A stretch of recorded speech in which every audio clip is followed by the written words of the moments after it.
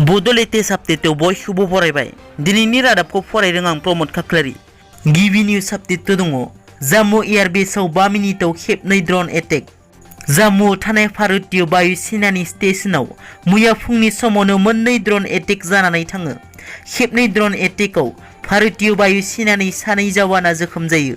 मिथिनो मोननाय बादिब्ला बे जाथाया सनिबारनि हर गेजेरनि 1:37 आरो 1:43 जानानै थांदों।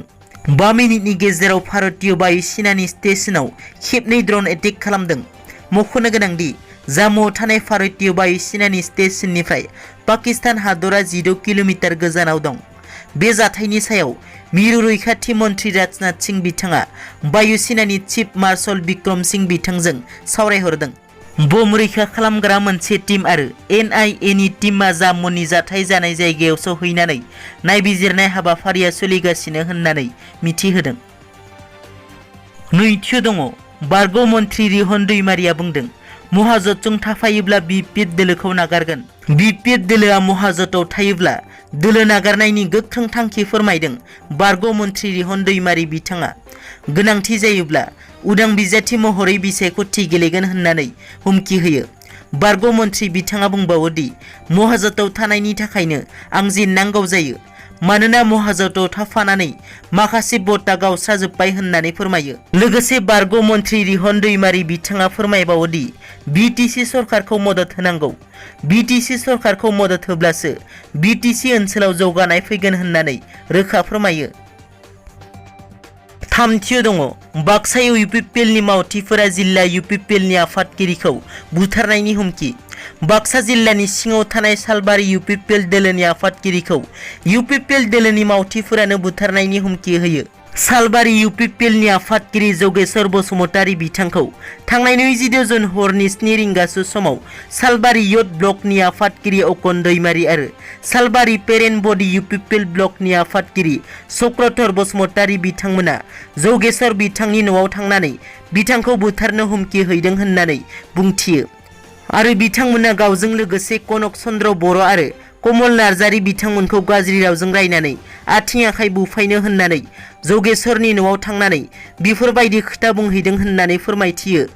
बिथांमोनखौ बुथारनो नागिरग्राफोरखौ लापतांगुरि आउटप'स्ट पुलिस थानायाव FIR होनाय जाबाय आरो FIR होजानायफोरा फारियै चक्रधर बसुमतारी, अकन दैमारि, उत्तल बसुमतारी, बिस्ति बसुमतारी होननानै मिथिहोनाय जादों आरो बिथांमोनजों लोगोसे गोबां सोद्रोमाफोरखौ लापतांगुरि पुलिस थानायाव आर'जलाइ गथायनाय जादों।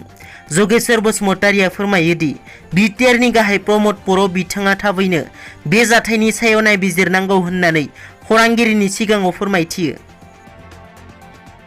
ब्रैथियाव दङ। बिफाया गावनि फिसाजोखौ जिनाहारि खालामनायनि अजद। बरपेटायाव गोलाव समनिफ्रायनो सासे लांसुनिया बिफाया गावनि असे फिसाजोखौनो आयेन बेरेखायै जिनाहारि खालामबोनाय जाथाया सोराङाव फैदों। 12 बोसोर बैसोनि उन्दै हिनजावसाया गावनि जोनोमगिरि बिफाया गावखौ जिनाहारि खालामबोनाय जाथायखौ बिमानो फोरमायबोदोंमोन। नाथाय बिमाया बे जाथायखौ जेबो गोसो होआलासिनो फिसाजोखौ हेफाजाब होबोआखै।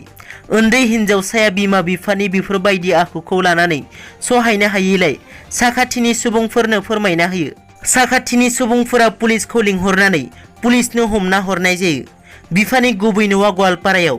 बे समाव बरपेटायाव गंसे न' भारा लानानै दङमोन। बाथियाव दङ। BTRआव राजखान्थियाव सोलायनाय फैगोन नामा? बावैसो सान सिगां रायजोआरि BJP दोलोनि आफादगिरि बिबान मोननाय भबेश कलिता बिथाङा BPF दोलोआ महाजोतनिफ्राय डाइभर्स लेटार होबाय होननानै फोसावनायनि उनाव बे सोंथिया सिखांदों।